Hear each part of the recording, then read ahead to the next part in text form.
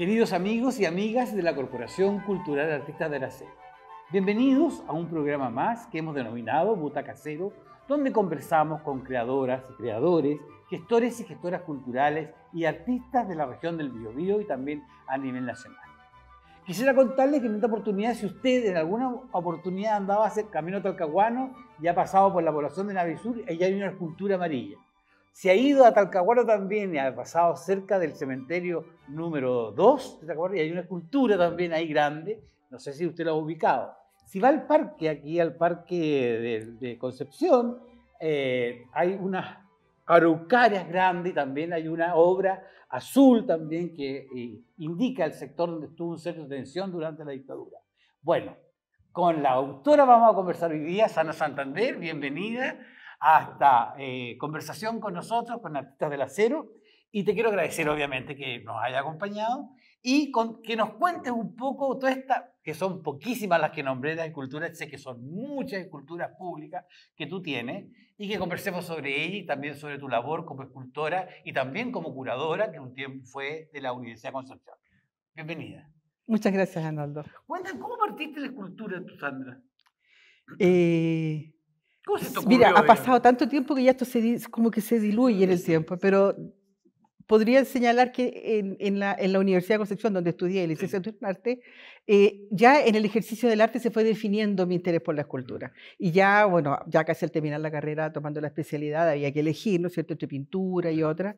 Y la escultura resultó ser la que más me traducía, digamos, la que más me acomodaba. No sé si estoy equivocado, pero no había mucha decisión de mujeres escultoras en esa época, ¿o sí? Bueno, no, evidentemente que no. Más bien, porque hoy día hay hoy día hay muchas, creo que son más escultoras mujeres que hombres. Hoy en día, sí. En el Catastro Nacional, que en algún momento funcionó como la Asociación de Escultores Chilenos, había más mujeres, por lo menos las que estaban ahí. En esa época sí, mucho menos. En las universidades habitualmente quienes eran los hombres los que tomaban esa. De hecho, yo era la única mujer de mi promoción, los demás eran todos hombres. Pero tú decías por el volumen, por ejemplo, que es trabajar con el volumen, trabajar con el espacio. Porque... Creo que era para mi modo de ver, era un mayor desafío imponerle algo al material. No quiero decir que la pintura o el grabado sean menores, se recorren otros caminos simplemente, pero lo que ocurría cuando tú te enfrentas a un material y quieres imponerle una forma o quieres descubrir qué pasa con ese material cuando lo empiezas a modelar, a desbastar o a trabajar, bueno, tenía una magia especial para mí y eso me sedujo mucho. ¿Qué material tomas primero como elemento para trabajo? Bueno, lo primero fue la arcilla, indudablemente. Después fueron otros materiales. Ya en la universidad trabajé piedra y madera. El metal fue lo último que trabajé ya cuando tuve que enfrentarme a proyectos de gran envergadura, porque en el arte público, quiero decir que mi vida como escultora ha tenido dos vertientes importantes, que una es el trabajo de taller, que yo me he especializado mucho en la madera últimamente, en los últimos 30 años, y el trabajo de la escultura pública, que habitualmente tú tienes que pensar en otros imponderables. Los materiales incorruptibles, ¿no es cierto? Las condiciones climáticas que hay, por ejemplo, la madera no la resiste, nuestro clima.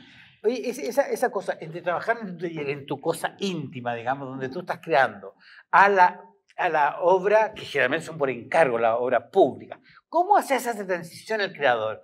¿Cómo es trabajar por encargo y trabajar por propia, así, en la intimidad?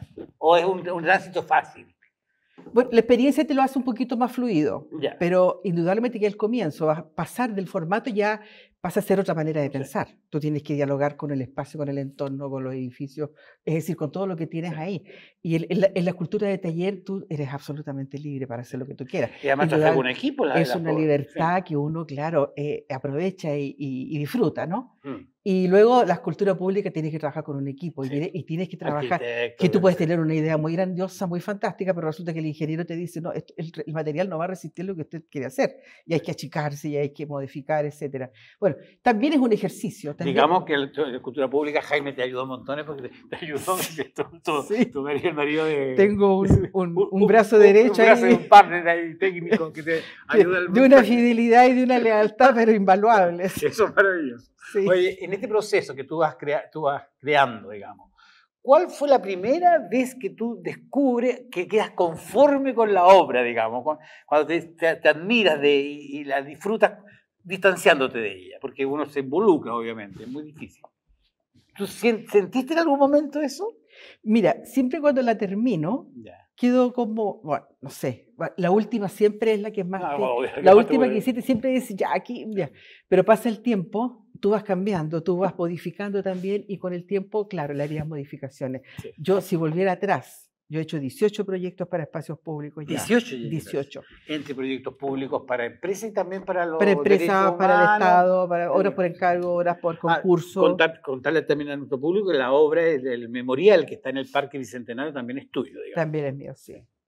Y acomodarse a los materiales, acomodarse a las ideas que los concursos, por ejemplo, a veces tienen un tema que es dado, o a veces los encargos. Entonces hay que repensar la escultura y es un trabajo, en la primera etapa es un trabajo muy enriquecedor.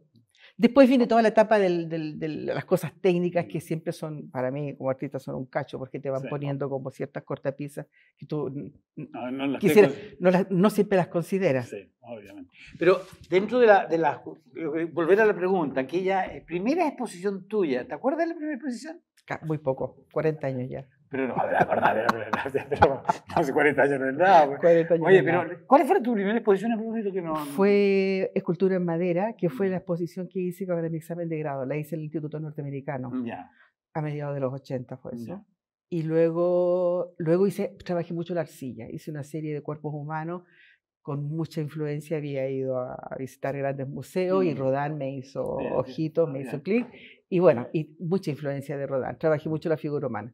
Hasta que después tuve un lapso muy vacío. Estuve como un par de años sin trabajar en absolutamente nada. Y luego me empecé a retomar ya con otra cosa y empecé a trabajar la madera y empecé a trabajar este tema del paisaje. Muy tímidamente al comienzo, me daba un poquito de susto de asumir en la escultura un tema que es pictórico, fundamentalmente. Y en la escultura plantear el tema del paisaje era un tema como que no sabía cómo abarcar todo esto, no sabía cómo tenía que, pero había un impulso, ¿no? Había un interés. Entonces empecé a trabajar fragmentos, cositas chicas, elementos, y empecé ahí a armar, y en este minuto yo podría decirte que me considero una paisajista de la escultura. Sí. Es decir, yo elaboro elementos del paisaje sin llegar a ser literal, ni a reconstruir ese paisaje. Te voy a preguntar una cosa que seguramente no vas a poder contestar, pero ¿cuándo sientes tú que eso es Ana Santander, la obra tuya? Yo nunca he sentido eso. ¿Nunca has sentido eso? No.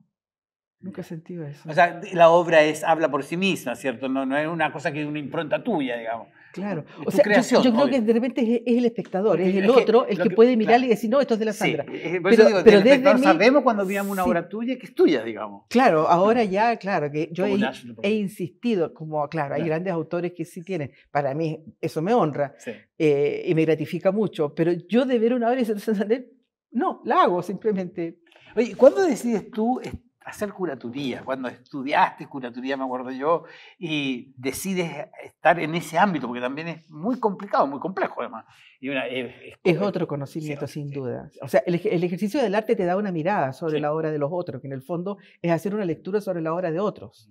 Eso, porque ¿cómo te sientes claro, leyendo lo otro? bueno, fue un poco pie forzado. Yo entré a la universidad a hacer otra cosa, a hacer coordinación de exposiciones con la María Nieves Alonso, que me invitó a hacer esa parte que en la Universidad de Concepción no estaba, no existía esa figura de una persona que se dedicara exclusivamente a coordinar exposiciones. El curador en ese momento era Albino Echeverría, que a los pocos años jubila y quedaba una especie de vacío ahí. Me empecé obviamente a interesar por la colección, empecé a conocerla, empecé a valorarla y a extasiarme y en realidad sorprenderme con una colección que es tan vasta, porque tú sabes que en todos los museos del mundo se muestra una mínima parte. El resto está casi todo guardado, almacenado en unas bodegas y yo, bueno, iba a la bodega y encontraba que aquí había algo que había que hacerlo circular, tirarlo para afuera y empecé a trabajar con eso. Entonces le propuse a María Nieves empezar a hacer exposiciones con la colección. Y bueno, seguí con eso, obviamente tuve que estudiar en intertanto, o sea, habían vacíos que yo sentía que tenía que conocer, y bueno, y establecer estos puentes con el espectador de ciertos periodos, además que no solamente trabajar con la obra de otros, sino trabajar con la obra de otros de hace 100 años, 200 años, entonces había que remontarse a esa época, saber lo que estaba pasando, lo que pasaba con la generación del 13, por ejemplo. ¿Por qué estos tipos en el 1913 estaban haciendo este tipo de obras? ¿Entiendes? Y entonces había que estudiar históricamente el contexto en que se desarrolla la obra y eso mostrarlo al público y hacer esos puentes, ¿te fijas? Que la gente pudiera fluir de una manera en la misma mirada que yo estaba viéndolo en ese contexto histórico y en ese sentido valorar la obra. Hay autores, perdón, termino, Sí, no, que sí, dicen, normal, sí, la está. generación del 13 es una obra muy menor, ¿no es cierto? Es una obra, no sé, eran tonos grises, los tipos trabajaban más, los materiales eran como la mona, etc. Pero hay que contextualizarlo, la generación del 13 era el proletariado que accede al mundo del arte, con los medios que tenía. Y ahí está el valor histórico, que fue la primera irrupción, ¿no es cierto?, en el mundo del arte, que era de las élites, de las otras capas sociales. Y eso es un factor histórico, te fijas que si no se lo entregas a la gente, no logra comprender a cabalidad esa obra. Interesante, Sí. muy interesante. Pero ¿cómo logras tú, por ejemplo, encontrarte con esta colección gigante, que es muy vasta, digamos, empezar a, no sé, a curarla, digamos así? ¿Qué, además de la colección del 13, otras colecciones más contemporáneas, por ejemplo, tú descubres que hay una cantidad importante de obras dentro de la pinacoteca? Sí, a mí me parece que dentro de la pinacoteca están casi todos los periodos de la historia del arte chileno. Ya. Estamos hablando desde el arte Sí. colonial, o sea, más de 200 años de pintura, Sí. hasta nuestros días. Se echa de menos algunos vacíos entre medio. Por ejemplo, a mí me parece que no está la generación del 80, o tiene una muy mínima representación, como para como armar un Ya. contexto y una curatoría. Luego, ya de los 2000 en adelante, hay unas cosas un poquito salpicadas. A mí me parece que la colección en los últimos 30 años debería actualizarse un poco. Está descontinuada, digamos. Está un poquito descontinuada. Aún así, con lo que tiene, es una gran colección. O sea, yo creo que la ventaja es que el arte actual tú lo puedes ver en las galerías y en los museos, los otros museos. Pero hay un periodo de la pintura chilena, le hace los maestros de la academia, le hace las generaciones como Montparnasse, generación del 28, la del 40, están bastante completas y ahí también, cuando uno la muestra, puede también enseñarle al público lo que se hacía en esos años y por qué se pintaba, cuáles eran las influencias. O sea, esos artistas, ¿dónde estuvieron que llegaron a ese tipo de pintura? ¿Con quién estudiaron? Es súper importante que el público conozca y sepa la trascienda de la obra, digamos, la cosa histórica de la obra, porque así tú vas apreciando también y aprender a valorar la obra, porque si no la descontextualizas no tiene mucho Y va sentido. formando público, Sí, porque una de nuestras grandes falencias, te digo, en todo orden de cosas, es la valoración del patrimonio. Exacto. Es decir, lo que está en el espacio público, por ejemplo, es lo que está más expuesto y más frágil hoy en día. O sea, el tema del rayado y la destrucción. Entonces, parte por educar a las personas con estos pequeños granitos de arena, decir, mire, este es el contexto, esta es la obra, este es el valor, estos son nuestros valores patrimoniales que tenemos. ¿Te fijas? Que la manera el público vaya comprendiendo que el patrimonio es de todos, Sí. no es de la pinacoteca, no es de determinado museo. El arte es patrimonio de todos. Oye, Sandra, volviendo al arte público, digamos, a tu faceta, porque hay dos áreas, ¿cierto? Una, como decía yo, que tú te vinculaste con las agrupaciones de derechos humanos y respecto, o te convocaron para generar memoriales. ¿Cuántos memoriales a este momento tú tienes instalados en la región del Biobío y en otras partes del país? Porque hay unos en Ñuble también, ¿cierto? Sí, creo que son 6. 6. Uno está en... Bueno, está en Chillán, hay 2, dentro del campus de la universidad y uno en la avenida Cuña, me parece, me puedo equivocar, una avenida grande. Luego hay uno en Quilaco, hay otro en Mulchen, en Concepción hay 2, bueno, ya el de Parque Ecuador y el de Parque Bicentenario, y en el Puente Lala en Chillán, que fue el primero que hicimos. ¿Cuál fue la última obra pública de gran magnitud, la que hiciste en Bulne? La que hice en la rotonda de Cholguán. Esta fue ahora en el año pasado. Esa fue la última. Digamos. Esa fue la última grande, porque la otra está en el Parque Ecuador. Que la del centro de detención. Que es el memorial, claro. El memorial de la cárcel. El azul, digamos. Es la azul. Ya. ¿Cómo fue trabajar con luz ahí? Porque mira, es complejo trabajar en cultura y luz, digamos, ¿o no? Sí, bueno, sí. O sea, lo ideal es que todas las esculturas estén iluminadas. Sí, obvio. Pero en el caso de esta, a mí se me ocurrió la idea de iluminar la escultura y que no fuera una escultura iluminada, sino que la luz fuera parte del concepto de la obra. Ya, perfecto. Que es un poco lo que logro con eso, porque... Lo que marca nomás Claro, que la obra se vea de noche como una especie de lámpara. Ya. No, la luz no sale, no irradia hacia afuera, ni la luz y iluminación está por fuera iluminando el volumen. Ya. Desde noche tú ves solamente esta trama, ¿no es cierto? Sí. Esta filigrana de metálica que tiene una luz azul por dentro. La concebí así porque me pareció que la luz, en el concepto de la cárcel pública, tenía también un significado que era más espiritual, sí, por así decirlo. La escultura es un cubo que se eleva hacia el cielo, que está muy calado, ¿no es cierto?, con otros calados también cuadrados, el cuadrado, ¿no es cierto?, símbolo de la celda. Entonces empieza esto a desgranarse hacia arriba y empieza a Abrirse. abrirse, que es el concepto de la libertad, en el fondo, Sí. la oscuridad a la luz. Pero la luz tenía que también representarla de Ser alguna importante, manera. digamos, como un elemento Entonces, escultórico. obviamente convoqué a una empresa de iluminación. Yo no conozco absolutamente Nada de nada de iluminación. iluminación. Entonces tenía que Bueno, para eso necesitar están los expertos. asesoría y les expliqué lo que quería y ellos tradujeron muy bien, te fijas, con estas LED ahora que se conectaron al alumbrado público, por lo tanto se encienden cuando ya se hace la noche automáticamente y esto empieza, ¿no es cierto?, a configurarse como una lámpara de noche. Sí. A mí me dejó bastante conforme. Sí, no, sí, bonito, Espero estar sí. conforme en 6 meses más. Sí, exacto. Todo rayado, no, pero... Está recién sí, instalada, no, claro. Sí, pero, de verdad, hay un poco más de respeto encuentro por ciertas Sí, obras. hay que- algunas obras sí, que el público las sí, respeta, las respeta fíjate, más. sí, Hay no, otras sí, que lo son una otro. pizarra. Sandra, una de las últimas actividades que tú tuviste fue estar en la exposición El Chaco. Contémosle a la gente que El Chaco es una gran exposición, digamos, una gran feria de arte, tanto contemporáneo básicamente, donde todos los artistas de Chile, la mayor parte de artes visuales, están presentes. Y tú tuviste en un stand de la región del Biobío, no, un stand de artistas locales, de una galería parece que era, y llevaste una obra y esa obra afortunadamente fue Fue premiada premiada, por los organizadores de Chaco. Así que estamos muy contentos en la región de que nuestras creadoras, nuestros artistas tuvieran un reconocimiento en el centro, porque también en la cosa centralista aquí se da a todo nivel. Y cuéntanos cómo fue eso, cómo llegaste, por qué el premio, qué obra era. Sí, bueno, lamentablemente, tal como tú dices, Santiago sigue siendo Chile. Sí. Aunque nos siga doliendo, cada vez Sí. menos, pero todavía hay cosas que... Bueno, esta feria, que se hace ya en su versión número 14, es la única feria internacional que se hace en Chile. Ya. Y es una feria de galerías de arte. Vienen Galerías de arte. Y las galerías traen artistas de otras partes, como artistas chilenos también. Vienen también extranjeros. Bien extranjeros, había galerías de México, de Brasil, de Checoslovaquia, etc. Y un lugar donde hay más de 50 galerías de arte, de las cuales obviamente la gran mayoría son chilenas. Sí. Y algunas regionales. Y entre esas regionales está la Galería Terciopelo, que es de acá de Concepción, que por segundo año consecutivo me invitan. Entonces, había preparado yo una obra, porque estábamos en la disyuntiva, si íbamos o no íbamos, por el tema del financiamiento. A Chaco tú tienes que llegar por tus propios medios. No hay financiamiento. No hay financiamiento. O sea, ellos te pasan el espacio y... El espacio que hay que pagar, obviamente.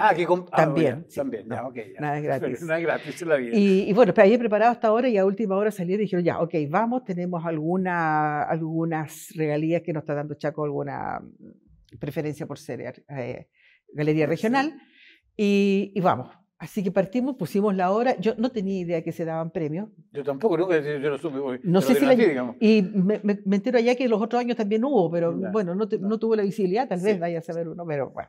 El tema es que en la mitad de la feria hay un jurado que llega y me dice, usted ha tenido un premio, felicitaciones. Dan 4 premios, uno de los cuales es Medio Ambiente y Sustentabilidad, que era estas obras en madera, que es una serie de volcanes. Yo nuevamente sigo con el tema del paisaje. Y me pareció hacer piezas individuales, pero que en conjunto eran como una especie de cordillera llena de volcanes. Cada volcán tenía un nombre, te fijas, los volcanes, estaba el Chohuenco, el Yaima, el Antuco, y bueno, y los presentamos allá, y en el conjunto obviamente se veía también como una sola obra. Obviamente se lograba configurar el paisaje, que era eso lo que ellos seguramente valoraron. Son obras muy simples, he estado como limpiando un poco mi trabajo y... Eso te voy a preguntar a futuro, ¿cómo lo ves? ¿Cómo te ves a ti misma? ¿Siguiendo en el tema de la cultura, cambiando de materialidad o pensando otro, o continuar con la madera? ¿Cómo te ves o no te ves? Bueno, se vive el día a día, ¿no? Pero tampoco tengo una proyección muy marcada. Hay cosas que surgen espontáneamente.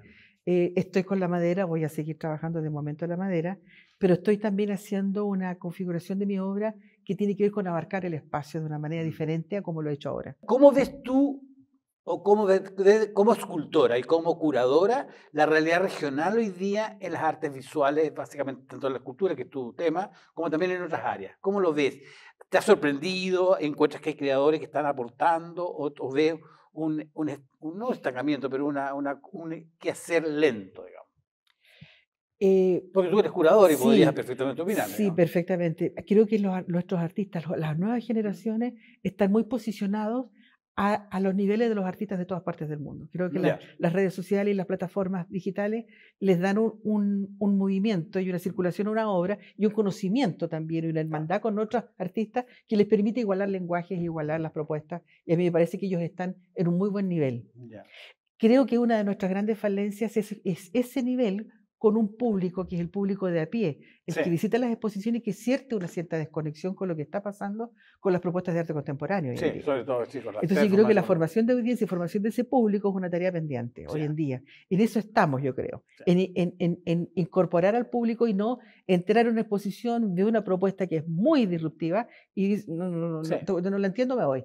Tiene que hacer un esfuerzo también por leer. Exacto. Y también un esfuerzo también el artista también por acercarse más a nivel de lectura también, porque de repente... Hay artistas que disfrutan también esta cosa encriptada. No, y lo que pasa es que siempre yo he presentado la crítica, de repente el discurso es mucho más potente que la obra. Cuando el artista genera un discurso de sostenibilidad de la obra, es tan grande, tan potente, y cuando uno ve la obra hay una desconexión entre lo que el artista te contó y lo que mostró, digamos. Y yo creo que ahí hay un tema también... Sin duda que también hay un tema ahí pendiente. Hay exposiciones en que el texto es mejor que la obra. ¿Una demasiada intelectualización a veces en el arte? Yo creo que hay una tendencia a explicar demasiado lo que estás haciendo. ¿Te fijas? Y no permitir que el espectador tenga. Entonces empiezas a basar tu propuesta en el texto que está en la pared y no en lo que está en el espacio o la obra que está colgada. Entonces hay una necesidad también de explicar todo. Yo creo que tenemos que explicar menos y educar a un público para que lea la obra propiamente tal. Igual pasa en todas las, en el teatro, en la danza, en la música, de repente hay que explicar todo lo que está haciendo para poder entenderlo, digamos, pero no se entiende propia por parte del espectador. La obra tiene que pararse sola. Absolutamente. Yo estoy de acuerdo contigo. Querida Sandra, ha sido de verdad un placer para conversar contigo. Me encanta escucharte porque tú has sido prolífica en todo el trabajo escultórico. Has sido una brillante representante, obviamente, de la escultura local. Gracias. Y sobre todo, pero me falta hay una obra tuya en el Parque de la Escultura en Santiago. ¿Es verdad o no? Sí. Ya. Sí. Del año 2005. ¿Son todos los escultores de Chile que donaron obras o las compran? Hay diferentes. Hay gente que donó, hay gente que tuvo una empresa como auspiciadora que se colocó la obra, pero no están todos los escultores de Chile, hay muchos escultores, yo creo que hay una selección. Hay una selección, sí, pero tú postulas con un trabajo, te lo aceptan, en aquellos momentos lo llevaba el municipio de Providencia a través de la Corporación Cultural, y bueno, ahí te financiaban para el tema de la instalación. Nos faltó hablar también de la residencia que tú hiciste con otras escultoras in situ, que es una maravillosa historia también. Bueno, eso es largo. Eso que te digo, eso es más largo. Así que, Sandra, querida, 1.000.000 de gracias por acompañarnos, y a nuestros queridos amigos de la Corporación Cultural Artistas del Acero, agradeciendo que nos escuchen, y los queremos invitar una próxima oportunidad a Butaca Cero, donde también conversaremos con gente tan interesante como Sandra Santander.